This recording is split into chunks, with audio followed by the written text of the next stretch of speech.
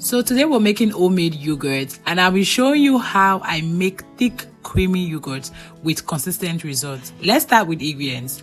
I am using full cream powder milk. You can also use instant filled milk if that's what you have. For my starter culture, I'll be using Yoghurt. We'll also be using a measuring cup, mixing bowl, a sieve, a whisk, water, and a heavy bottom pot, and a candy thermometer. Now, this thermometer is a secret to getting consistently great yogurt, and I'll explain why as we go along.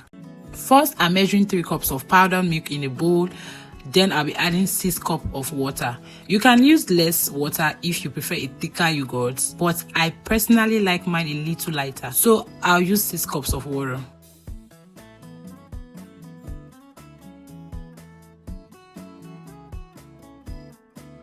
Whisk everything together until it's smooth.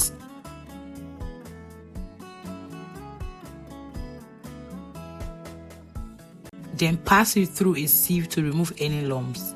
This gives you a much smoother yogurt at the end. Next, pour the milk into a heavy bottom pot and place over heat. Now, this is where the candy thermometer becomes really important.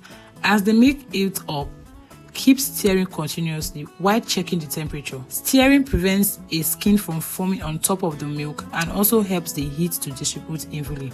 Once the milk reaches the right temperature, which is 85 Celsius, for 5 to 10 minutes, then remove from the heat and allow to cool.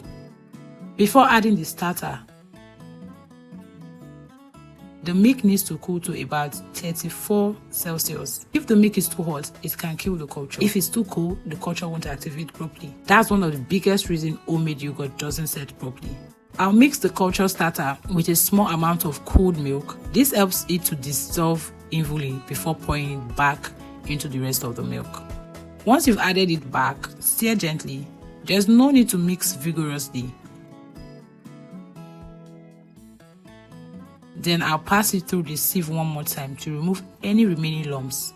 As you can see, there are still few particles left behind, so don't skip this step if you want a smooth yogurt. Now it's time to incubate the yogurt. I first wrap mine in a nylon bag, then cover it with a towel. Do not forget to like, subscribe, and leave a comment below. And finally, I wrapped it in a blanket. After that, I placed it in a warm spot and I left it for about 8 to 10 hours. And this is the result. The yogurt sets beautifully because we maintain the correct temperature throughout the process. Honestly, using a thermometer makes a huge difference, and that's why I always recommend it if you want consistent, reliable results. Just look at how thick and smooth and creamy this yogurt is. It came out beautifully. You can also add sugar or any sweetener if you like. Personally, I don't add sugar because I enjoy the natural taste, and that's it. This is my homemade yogurt, and I'm so happy how it turned out. Thanks so much for watching.